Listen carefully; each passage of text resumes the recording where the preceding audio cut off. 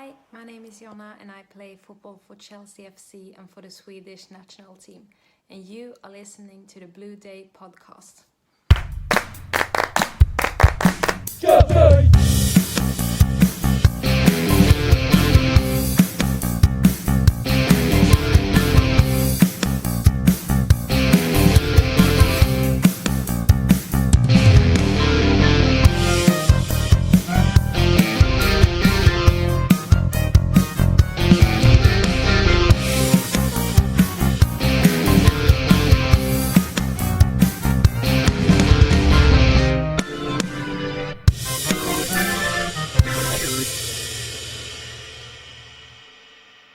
Welcome back, my friends, to the podcast that never ends. Yes, this is the Blue Day podcast, and for Chelsea fans everywhere, every day is a Blue Day.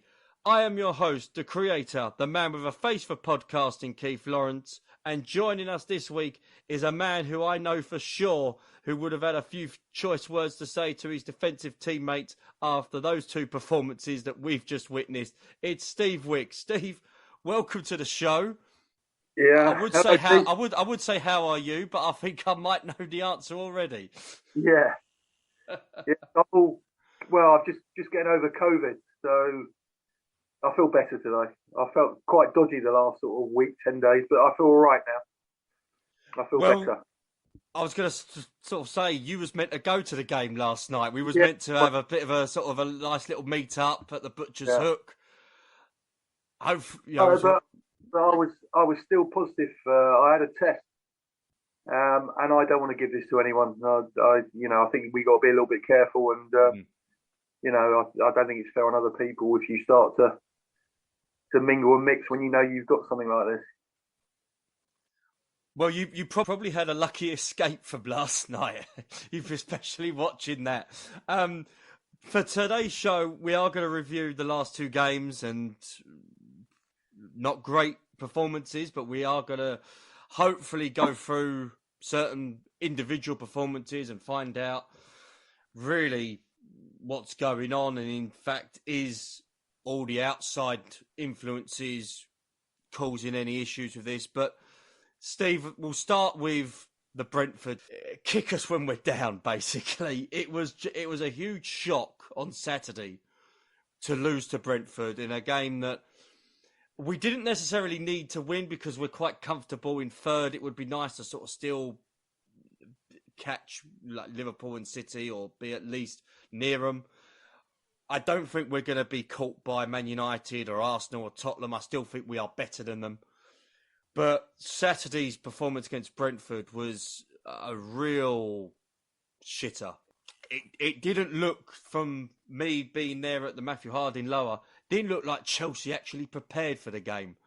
And I said this to a couple of people after the game that if it wasn't for Christian Eriksen, the result would have been completely different. Eriksen has made Brentford so much better. And I think without Eriksen, Brentford are a bog-standard championship side, in my opinion. Eriksen ran the show on Saturday, and we had no answer to it. Loftus-Cheek as a holding midfielder does not work.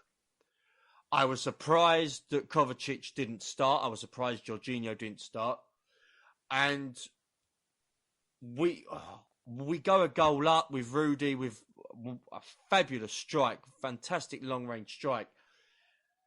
But that seemed to spark Brentford into action, not us. And it just seemed that we was just going to coast to victory, but it wasn't to be. And hindsight's a wonderful thing, Steve. People say that all the time. And you look at what happened last night and then you look at what happened on Saturday. In your opinion, as a defender, as a player and as a coach, is there an underlying issue here that needs to be addressed defensively? Because we do seem to be conceding a lot of goals. Not just a lot of goals, but a lot of crap goals. A lot of goals that this time last year we didn't concede. Bearing in mind that we did go on to win the European Cup. Is there an issue here? And I will put it out there to you, and I'll even mention it to the audience. Is this issue with the owners actually having an effect with the players? Well, yeah, it's going to because we've got players out of contract now. As that stands at the moment, they can't be offered a new contract to Chelsea until some kind of deal's done. Christensen's made his mind up; he's going to go. It seems to me over the last couple of games, Rudiger has not been himself, so he's probably thinking he's going to go. We had two people that will be thinking to themselves subconsciously, if they're going to go, I don't want to get injured. I don't want to get injured and not be able to do the deal, because both of them have got obviously good deals. But that's two of our centre backs, and they both played last night. And to me, to be a defender, you've got to love defending. Our defending yesterday was absolutely dire. And for someone like Benzema to have 3 headers in the box, it's a sin. And I felt both our centre backs needed a rocket up the arse, because to me, it was all too easy for Real Madrid. And there's no excuse for that, and even to the extent where we score a goal and get back in the game, and then at the start of the second half, we're lax, we're sloppy, and we just give away a goal. And it's taken the fans who were really getting, if we'd have done things right for 10 minutes and got on top a little bit, it could have been a totally different game. But we didn't. We gifted them a third goal that was, you see, given away on a park pitch with the goalkeeper that thinks he's Franz Beckenbauer. He's not. He never will be.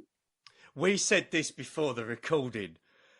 I would never, ever think that someone like Peter Bonetti, even someone, if you're going towards the 21st century, someone like a Carlo Cudicini, would never have made that kind of mistake. Done that. Gordon Banks would have been up to Jeff Hurst. That would have been up front. That would have just bunged and it. That's what we've got to do at 2-1. Getting back in the game. That's all we've got to do. Get the ball in their half, cause a few problems, keep the thing. Oh no, we got Franz Beckenbauer at the back.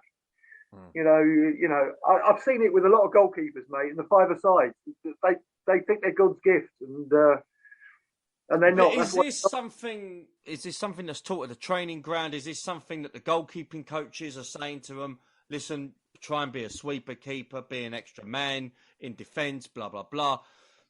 I've seen it on coaching courses that this was a few years ago now, but they're trying to teach the goalkeepers to, if their team has the ball, you come out your area and then you try and be another sort of defender. So if the fullback's got the ball and there's no option there, then you're that last sort of option. So that's when they play the ball back, because then he can see more what's in front of him. The problem you have is when you've got a goalkeeper whose kicking is not so great. And Mendy's kicking has not been great this season. It has been woeful. Not as woeful as someone like Pickford or Pope, but he's kicking this, and he has had some mistakes in him this season. He's got away with it because of either the opposition hasn't done well with the mistake, they haven't taken advantage of that mistake, or he's been got out of jail by our defence. Yeah. Last night, and even on Saturday, there was some mistakes that Mendy was making, and a little bit surprising with that. But last night, we'll touch on more with the Madrid game, but there seems to be a lot of mistakes being brought in now. 7 goals in 2 games. Is that a concern in terms of our defensive display? And the reason why I asked that is because of Brentford on Saturday, Steve. He went with a back 4. Tuchel has changed his tactics a lot this season compared to last season, where it was just one formation and it was rigid. Everyone knew their job. Everyone knew exactly what needed to be done. Now, He's changing it. He's going with a 3-5-2. He's going with a 3-4-3. He's going with a 4-3-3. He's going with a 4-2-3-1. He keeps chopping and changing it a little bit. Even last night during the game against Madrid, he put Lukaku up top with Havertz as a 10. That he hasn't done that before, and it's again another formation being used. And you're thinking, is this a problem? Is this one of the factors why Chelsea? And it was said in the shed. I was in the shed upper last night. It was said then. It was said on Saturday. We haven't played well for a while, but we've been getting results. Our running has helped, bearing in mind who we've played against, but we haven't played brilliantly. I think our last game that we played superb was against Liverpool in the cup final, and look how that bloody turned out. But is this a concern, Steve, going forward? I can take that result against Liverpool every day of the week. It was a great cup final. Chelsea played absolutely brilliant. But since that day, we have been poor. Yeah. We've won games where you think, oh, Jesus Christ, we're lucky there. That could have gone the other way. We've won games and you think, we haven't dominated a game since then. And, you know, the writing's on the wall. We've got, in my opinion, my humble opinion, we've fallen farther behind Liverpool and Man City this season. We've fallen. And I look at, as I said to you before, the best signing of the last window by a mile was Diaz at Liverpool. He is exactly the type of player we need. We've got Pulisic is a busy little bee. He buzzes about, but he ain't going to get you 15 goals a season. He's not going to come onto the field and destroy a team with his pace and his skill. Ain't going to happen. You know, we've got to look at things now and say, right, what do we need to do to keep up with Liverpool and Man City? Because we're falling farther and farther. We're not too far above now that clump of teams, which is Arsenal, Tottenham, West Ham, Man United. They're a clump of teams behind Liverpool. And actually, when you look at it, we're 3 points behind. We can get overtaken. Unless we pull our finger out, we can get overtaken. And we need to, for our own sake, to keep above that group of people.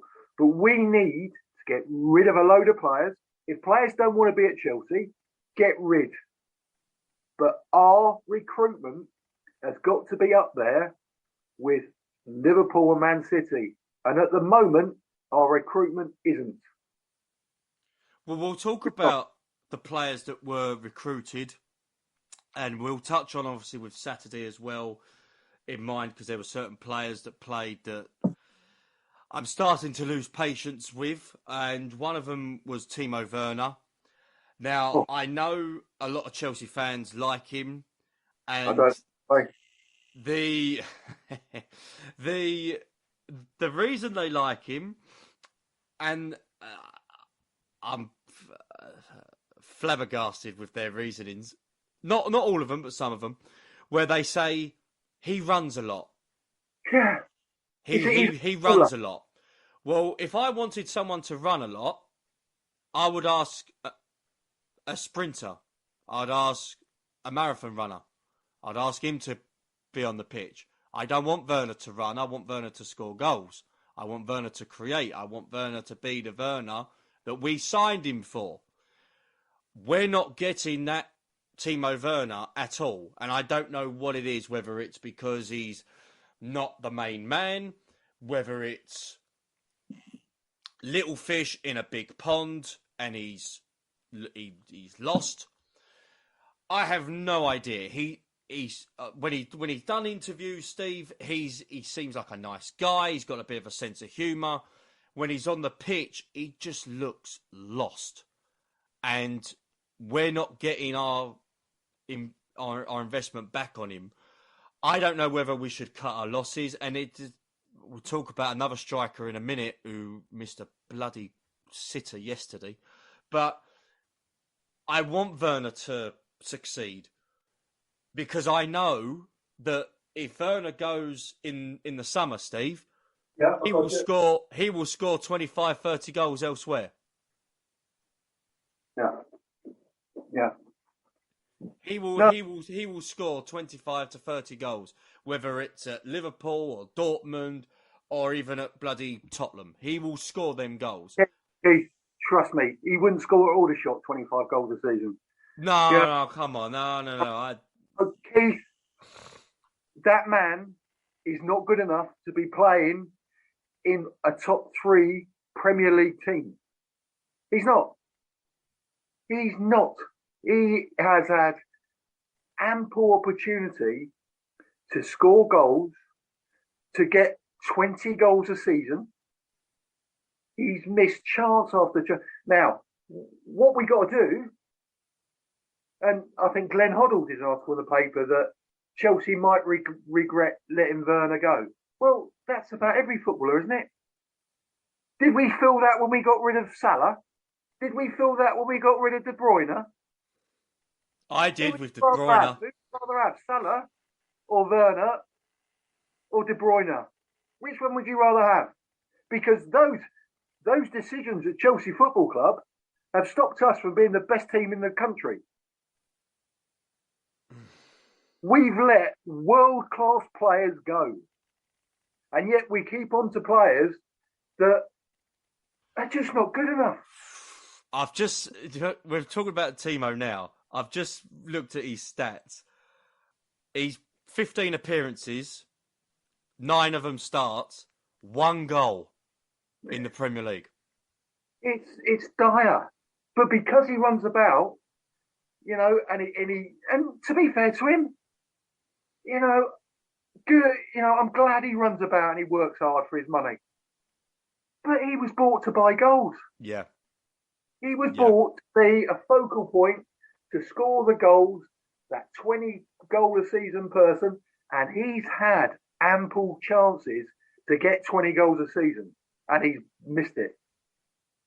It's a little bit like Torres. When Torres came to Chelsea, everyone thought, God, this is it. This is what we need.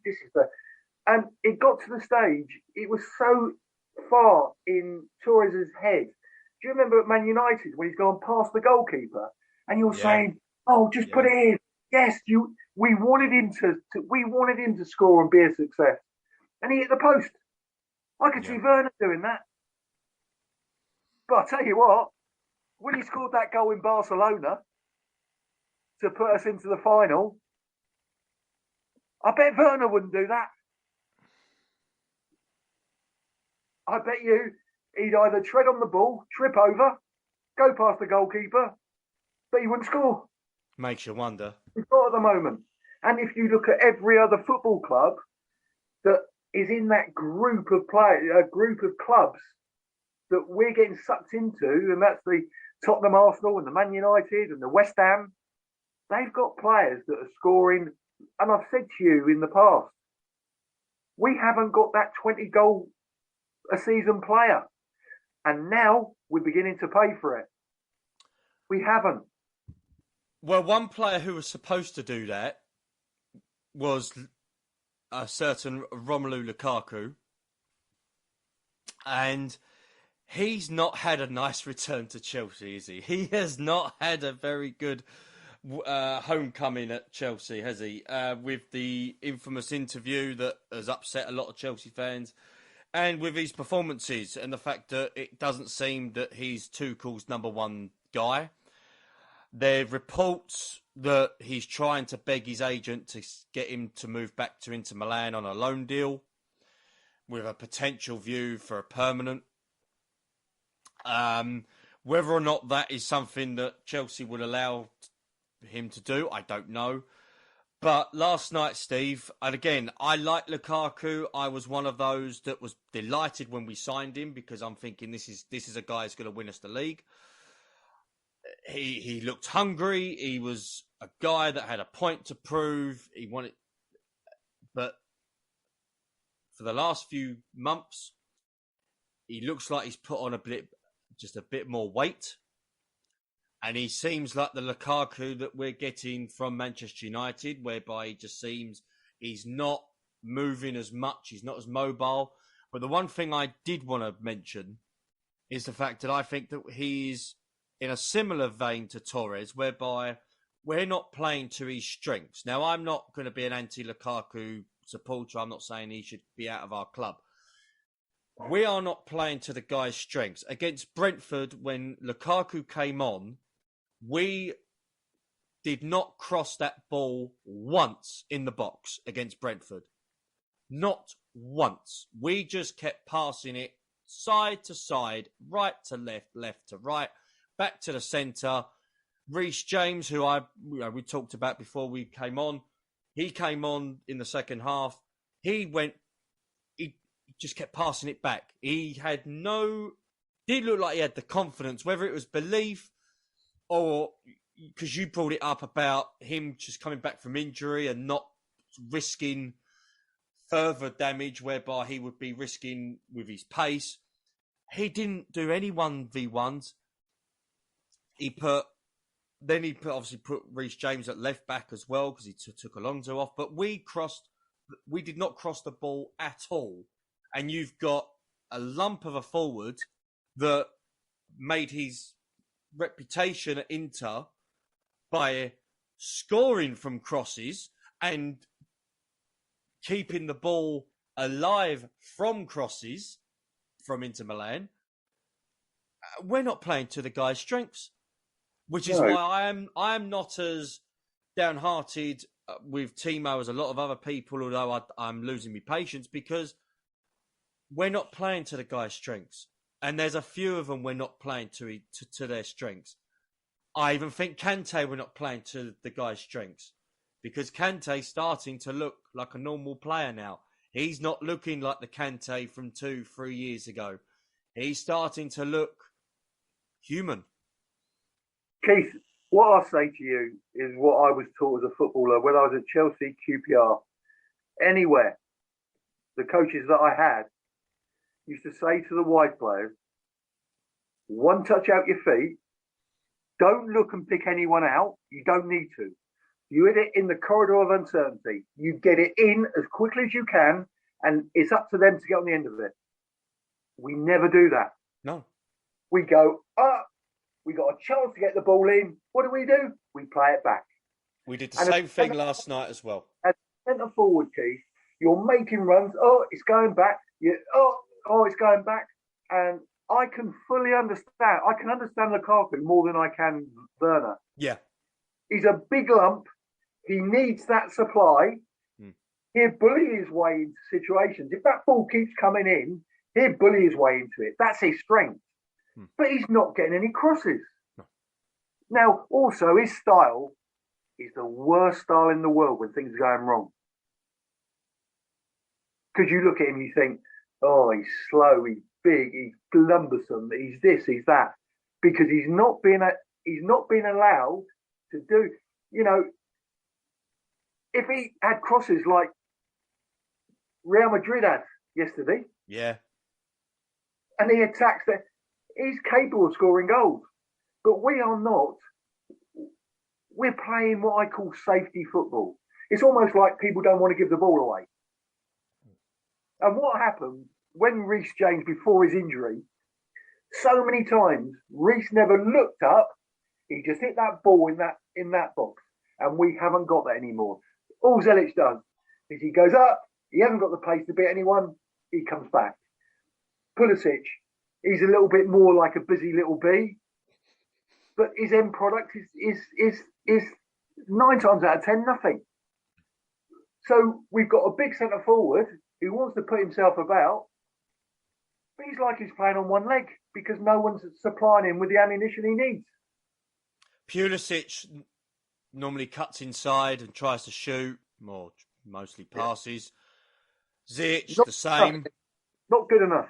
No. There's another one that we've got to make a decision and say, right, we need, and quickly, as I said to you, Diaz, proven to be the most incredible. Now, he could have gone to Tottenham. Yes. Right? Yeah. He could have gone to Tottenham. Now, what I'm asking myself is, why isn't Chelsea in that thing? Why aren't we going for Diaz? Why didn't we go to the... Portugal is a breeding ground for Man City. They've got so many good Portuguese players that don't cost the world, they don't cost the earth, but they have signed 4 or 5, well, more, 6 fantastic Portuguese players. We aren't looking to build a team. It's like he scored 30 goals. Oh, he must be a good player. We're buying him. And I'm looking at it, I'm thinking, to me, Liverpool and Man City are building this jigsaw puzzle. And they're buying people that fit into that jigsaw perfectly. We're not. We're buying because someone's got a reputation for one season. It's a little bit like, I'll tell you how football, the Everton centre forward. Calvert-Lewin? Yeah. Right. Halfway through last season, people would have spent 70, 80 million quid to buy him. What would you pay for him now? I wouldn't buy him personally.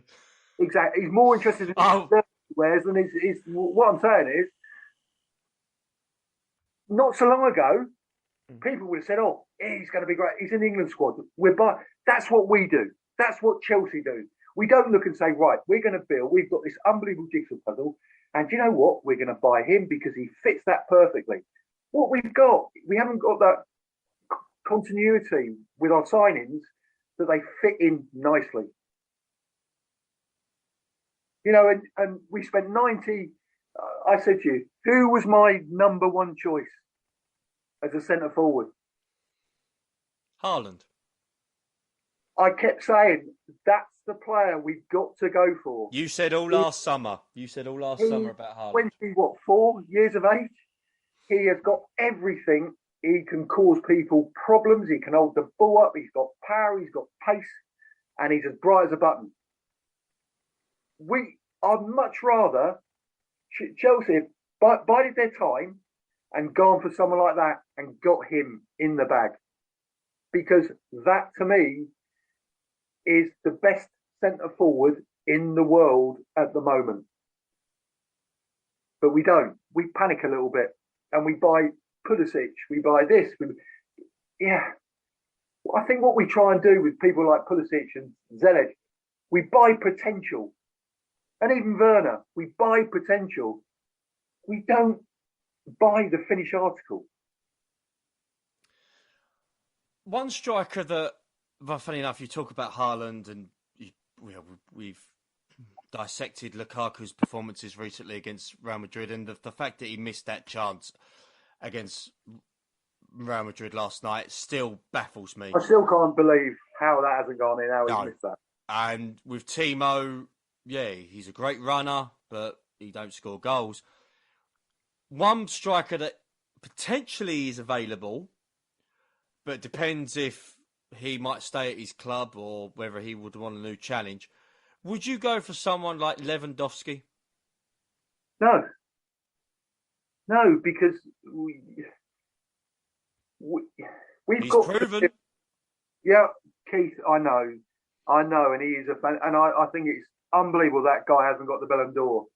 I think he deserved it in the past. And I think he's been, to me, he'd be more reliable than Ronaldo as a person in your club. Yeah. He'd be a very, very good,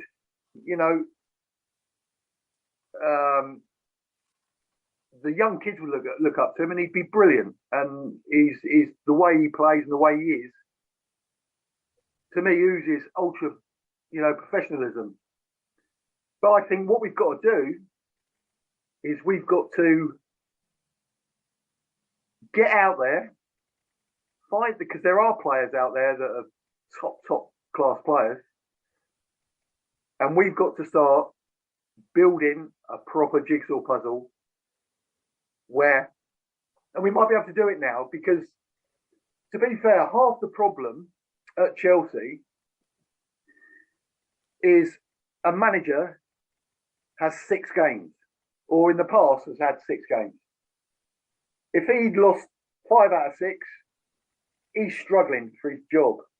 But what Pep and Klopp have been able to do in their time at their 2 clubs is build a proper foundation, adding all the ice. They've built a fantastic fruitcake, but they've been given time to make that fruitcake into a Christmas cake and a birthday cake. Chelsea managers don't get that. And that's why we go and scatter by so many players that the manager gets a sack and he wants different players. And the one thing that Liverpool and Man City have over us is they've given their managers time to create 2 fantastic teams.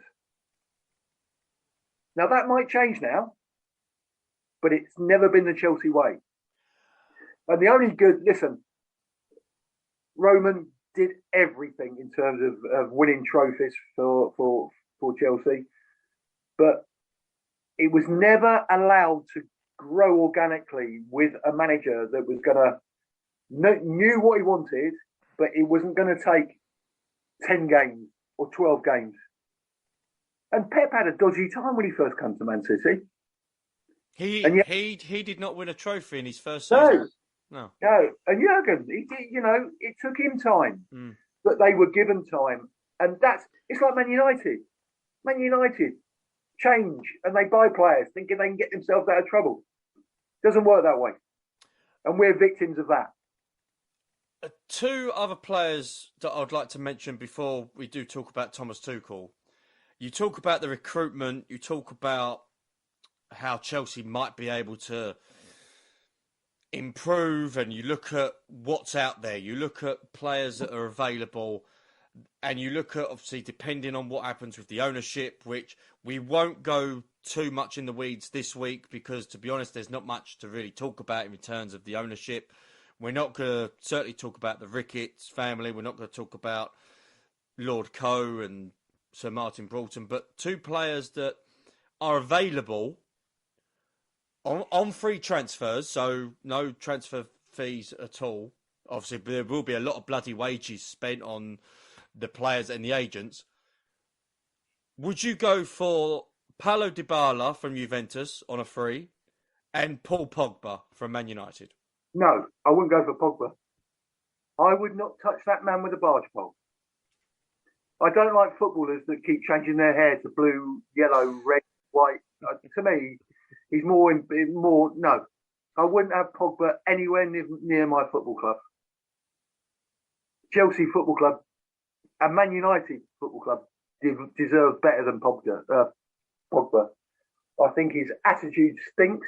I think he's been an absolute disgrace to Manchester United. And that great club, it is a great club with fantastic history, deserves better. And I wouldn't have him in my club for all the tea in China. But the other guy, yeah. Paulo Dybala, yeah. Yeah. I'd take a chance on him. But again, I think what's got to be, we've got to get, listen, Thomas Tuchel has deserved the right for the management of Chelsea Football Club to turn around to him and say, right, let's have your blueprint for the future of this football club. Let's get what you want. What do you want? What do you feel? How can we help? Because that's the difference between the 2 top clubs and us. We've never had that before. Well, it depends who the owners is. We all go mad. I think if Sebastian Coe takes over, they can get hold of Werner and he'll win the gold medal in the next Olympics for the 400 metres. And that's probably the only medal he ever, but being serious. He did win the Champions League last season. No, he didn't. Chelsea won the Champions League last season. He was part of the team that won the Champions League. I know. But I'm just glad with all my heart that the ball fell for Havertz rather than Timo. Yes, that is true. And we have to, this isn't going to be a doom and gloom episode.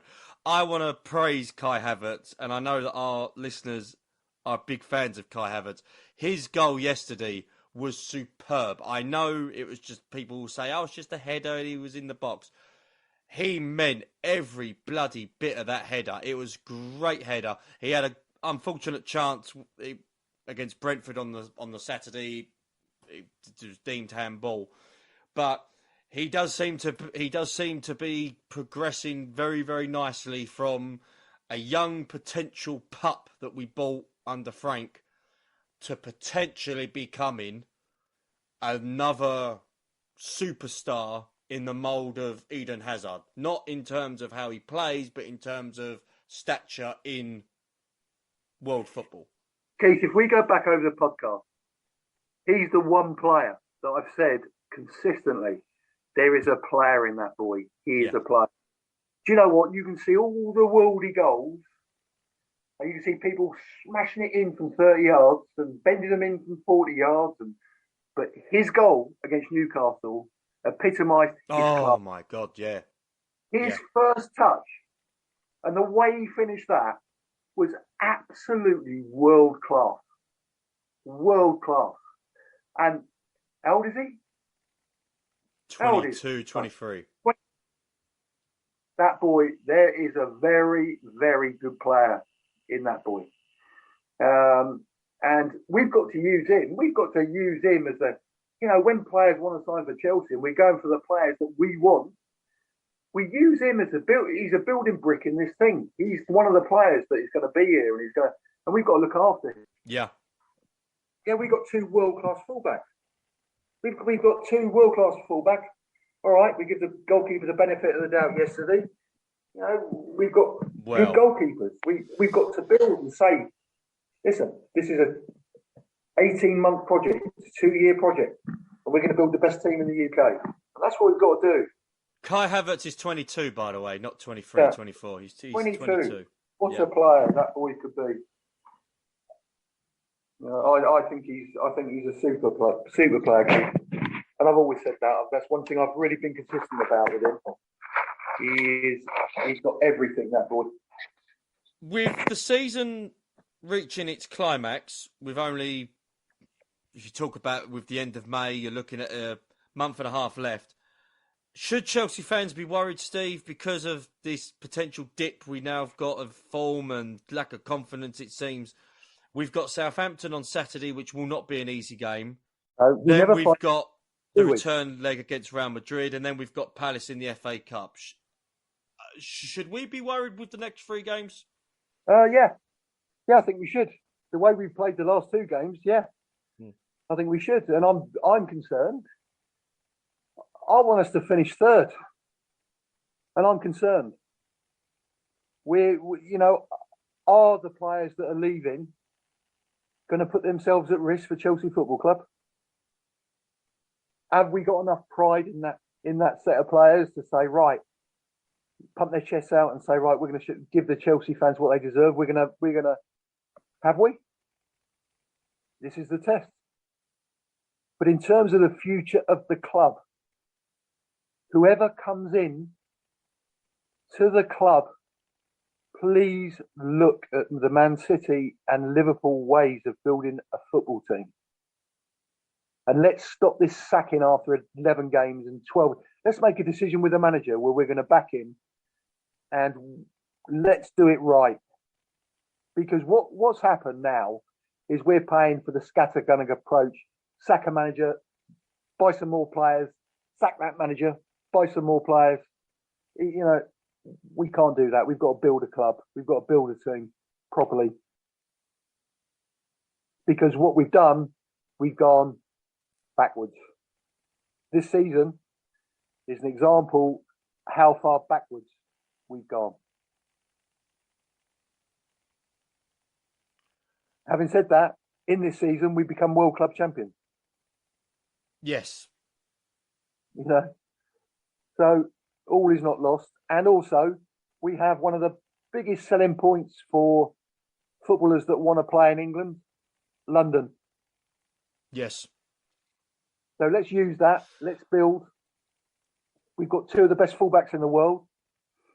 We've got players, young players that are great young players. Let's buy the right players and let's create something we can be proud of over the next 2 years. Because it took Pep over a year. It took Klopp nearly 2 years to win something. You know, let's do it the proper way. I think it'll be interesting between now and the end of the season. I do expect and I believe that we will finish third. I think the quicker this ownership business is sorted, the better. And I think that then Chelsea can move forward. I'll be amazed if a lot of the players that are in that squad this season will be there next season, depending on what happens in terms of the transfer budget, in terms of ownership, and in terms of what Thomas Tuchel wants. And also if the owners want Thomas Tuchel, because for all we know, listen, with ownership these days, managers tend to go when there's new owners that come into the club sometimes.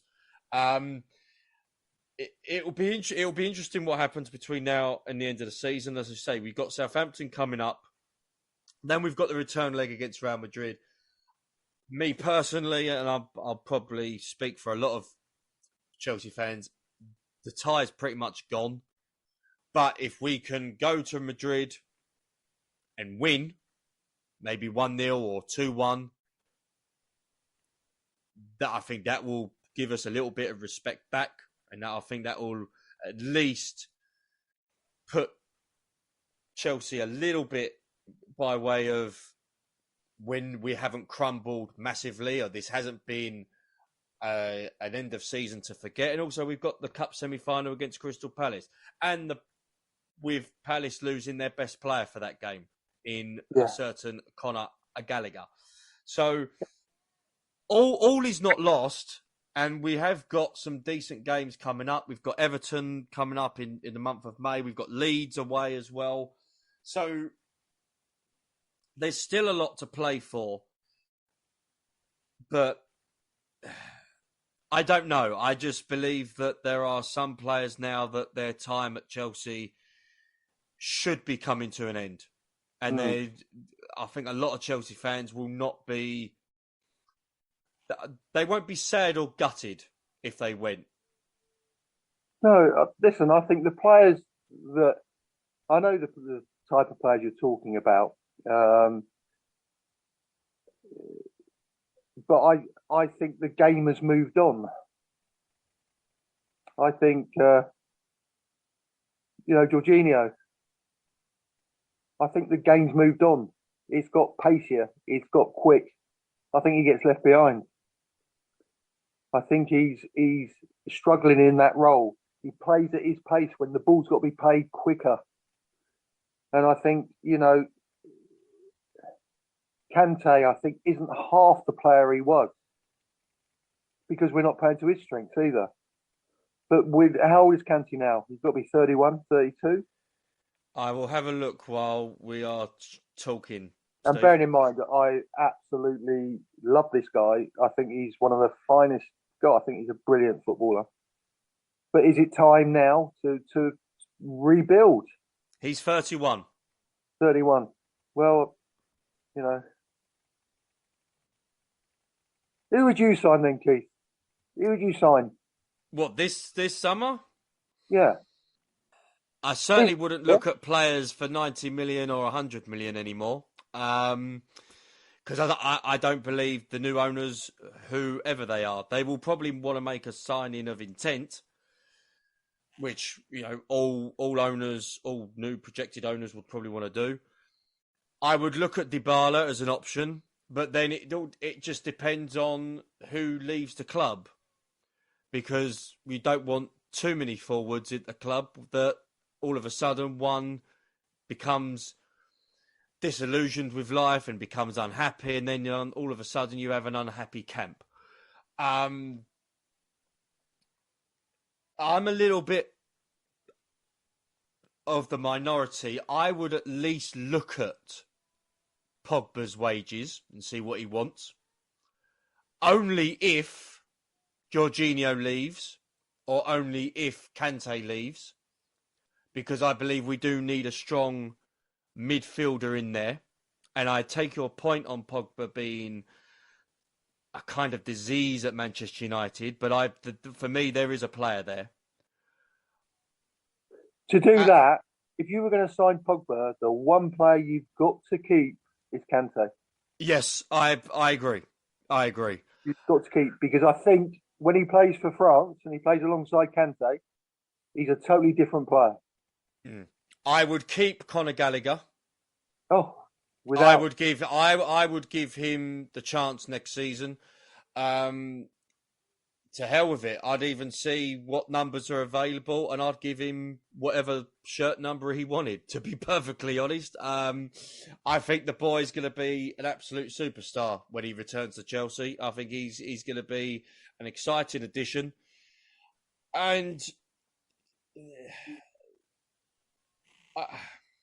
here's one for you. Here's an unfashionable thing. Would you sign Ward-Prowse? Again, depends which players are going to still be there. I would at least make a bid, yes. I would see where his head will lie. He will have to leave Southampton eventually if he wants to progress. And again, you look at what you said about Liverpool and City. I'm not advocating for 1 minute that we should actually try and be like them, but we should at least consider the fact that we should buy players that has got potential to become established world-class players, and I think Ward-Prowse can do that. Listen.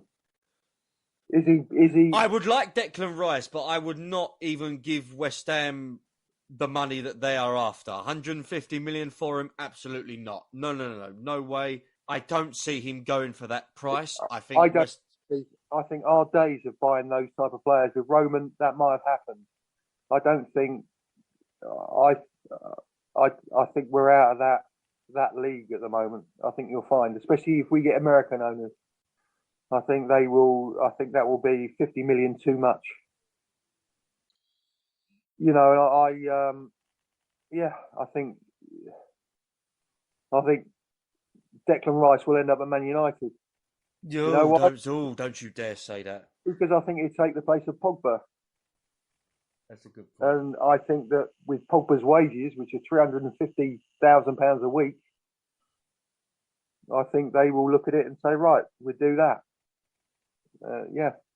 Well, we're giving Sal nearly 300 grand a week. I mean, Christ almighty, he can't even get a game at the moment, and we're giving that boy nearly, over £250,000 a week. But we shouldn't end this show on doom and gloom. I want to end it on a bit of a positive, and the fact that despite the fact that with the ownership issue as it is, and despite the fact that we've lost to Brentford and we've lost to Madrid, listen, Madrid are a very good side. They're not obviously the Real Madrid of old when they had the Galacticos, but they are still a very good side. I thought they took the piss a little bit by putting Gareth Bale on. I was thinking, is he still playing? I thought the guy retired at a golf course, taking the piss, putting him on. But I would like to comment in a positive fashion.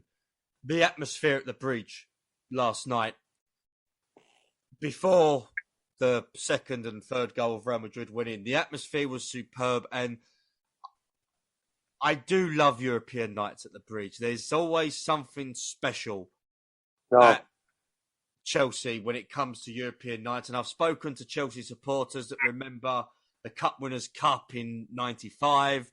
They remember the first Champions League sort of journey for Chelsea in '99 to 2000. And there's always a special feeling when you go to the bridge and it's a European night and you just expect something special to happen.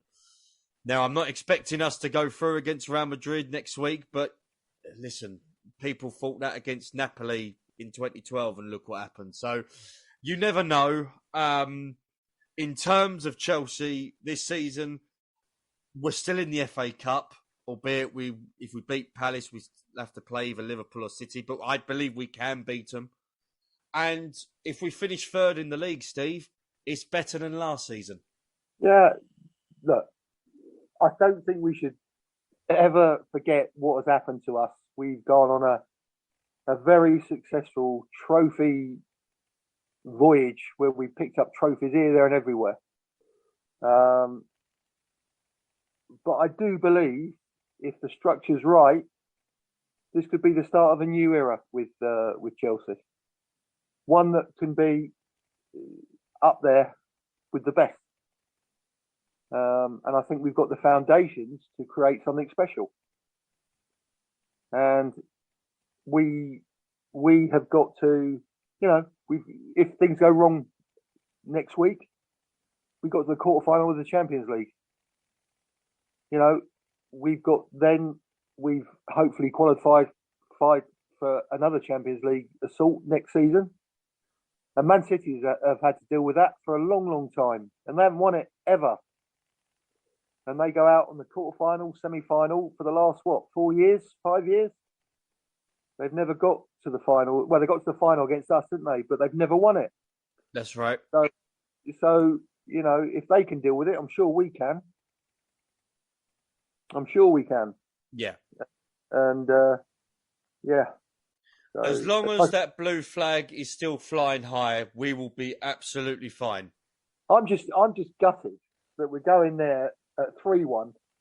And even if the worst scenario would have been 2-1 when we got back into the game, you've still got a bloody good chance there. You never quite know. Yeah. That third goal was an absolute stab in the heart, that was. Well, either way, we're going to enjoy watching Chelsea between now and the end of the season. And obviously with certain issues such as only season ticket holders going to home games now and no programs being sold, although they are being sold on eBay. And I will mention this actually before we go. I hate to end on a rant, but those bastards that are charging £60 for a program for last night, shame on you. Absolute shame on you. Charging that money on eBay for that program. What I can't understand is, right? They've put us in this embargo. But why can't people go and watch Chelsea and all the funds raised by the supporters of Chelsea that want to see the game, all their money that they pay go to the Ukraine?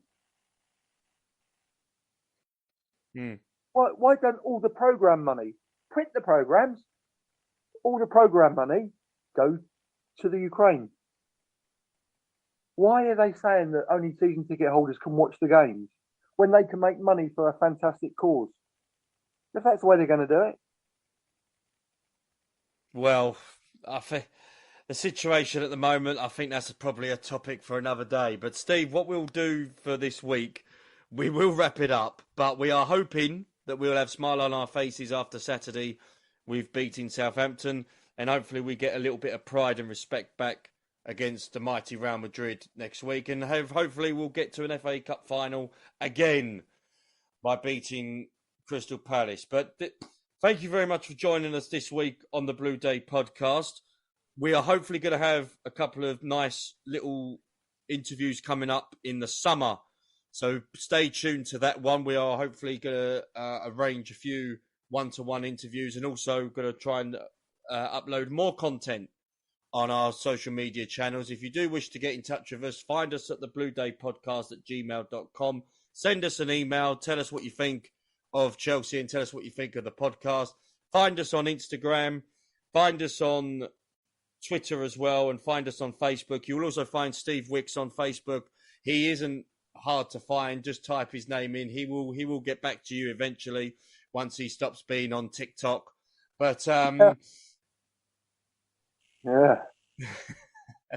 That's a top. That's going to be a conversation for next week. But I have been Keith Lawrence. He's been Steve Wicks.